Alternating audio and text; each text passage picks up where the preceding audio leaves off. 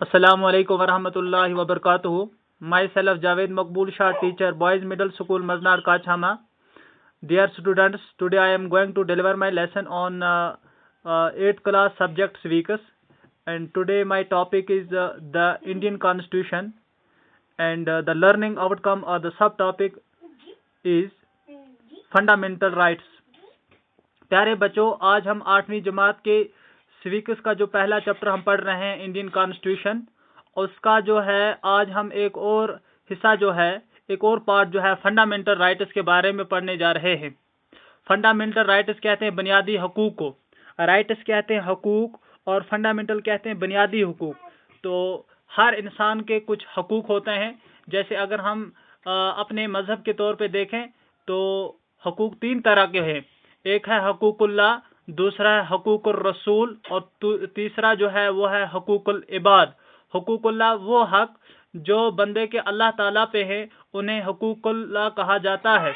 और वो हकूक जो बंदे के जो एक उम्मती के नबी पाक सल्लल्लाहु अलैहि वसल्लम पे हैं, उन्हें हकूक रसूल कहा जाता है। और तीसरा जो है हकूकुल इबाद, एक शख्स का दूसरे शख्स पे जो हक होता है उसे हकूकुल इबाद कहा जाता है। तो इसी तरह से हिंदुस्तान के आइन के तहत जो है कुछ हिंदुस्तान के शहरियों के लिए भी हकूक रखे गए हैं। The constitution guarantees the rights of individuals against the state as well as against the other individuals. Hindustan के आइन के अंदर इस चीज़ की गारंटी है कि हर शख्स को दूसरे शख्स के मुकाबले में बराबरी के हकूक हैं। There are the 6 fundamental rights in the Indian Constitution which are Hindustan के आइन के तहत, हिंदुस्तान के आइन में एक शहरी को कितने हकूक हैं? बुनियादी तौर पे 6 हकूक हैं।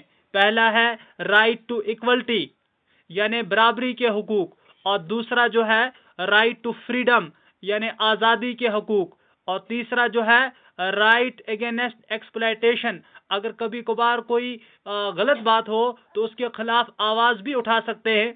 और इसके अलावा जो चौथा है राइट टू फ्रीडम, फ्रीडम कहते हैं आज़ादी के हुकूक, मगर किस में? Of religion. यहाँ हिंदुस्तान के आइन में मज़हब की आज़ादी है। और पांचवा जो है cultural and educational rights, तहजीब और तालीम के हकूक। और छठा जो है right to freedom of religion, ये 2 मरतबा इन्होंने एंटर किया यहाँ पे। और जो लास्ट वाला है वो है राइट टू कॉन्स्टिट्यूशन रेमेडीज, यानी जो आइन के हदूद हैं वो सब शहरियों पे बराबर हैं।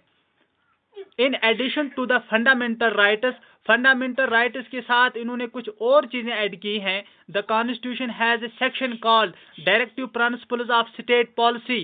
कॉन्स्टिट्यूशन के अंदर यानी फंडामेंटल राइट्स के साथ में एक और चीज ऐड की गई है कॉन्स्टिट्यूशन द्वारा, वो ये कि has a section called directive principles of the state policy. ये directive principles of state policy क्या होता है? It ensures greater social and economic reforms. यहाँ पर क्या हो जाता है कि ग्रेटर और समाजी और माशी रिफॉर्म्स बनाई जाती हैं to serve as the guide of independent India. जो हिंदुस्तान के आज़ाद हिंदुस्तान को क्या करना चाहता है? गाइड करना चाहता है। State to institute laws and policies, कि वो किस तरह से पॉलिसीज और कानून को मुरतब करे that help reduce the poverty of the masses, कि जिसकी वजह से लोगों की गुर्बत जो है वो कम हो जाए।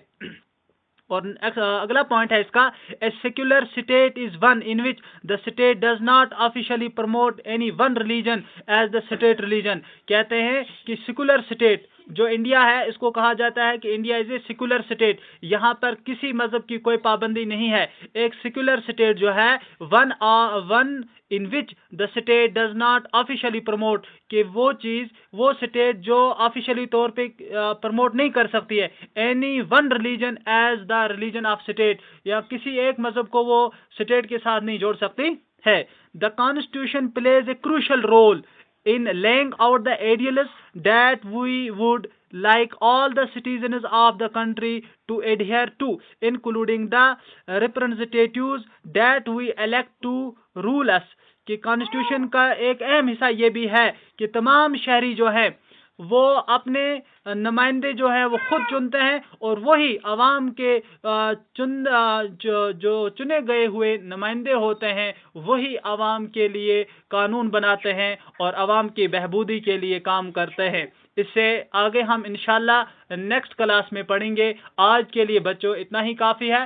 آج ہم نے پڑھا ہے فنڈامنٹل رائٹس، اور اس کے لیے مین پوائنٹ آپ کو یہ یاد رکھنا ہے کہ ہندوستان کے آئین میں ہندوستان کے شہریوں کے لیے 6 بنیادی حقوق ہیں۔ پہلا ہے رائٹ ٹو ایکولٹی، دوسرا ہے رائٹ ٹو فریڈم، تیسرا ہے رائٹ ٹو اگینسٹ ایکسپلائٹیشن، چوتھا ہے right to freedom of religion, پانچواں ہے کلچرل اینڈ ایجوکیشنل رائٹس، اور چھٹا اور آخری جو ہے رائٹ ٹو کانسٹیٹیوشنل ریمیڈیز۔ اس کے علاوہ جو ہے ان ایڈیشن یعنی اس کے ساتھ میں ایک اور چیز کو جوڑا گیا ہے۔ کس کے ساتھ میں جوڑا گیا ہے؟ فنڈامنٹل رائٹس کے ساتھ میں ایک اور چیز کو ہندوستان کے آئین کے اندر ایڈ کیا گیا ہے، وہ ہے directive principles of state policy. انشاءاللہ ہم کل کی کلاس میں اسے آگے پڑھیں گے۔ والسلام۔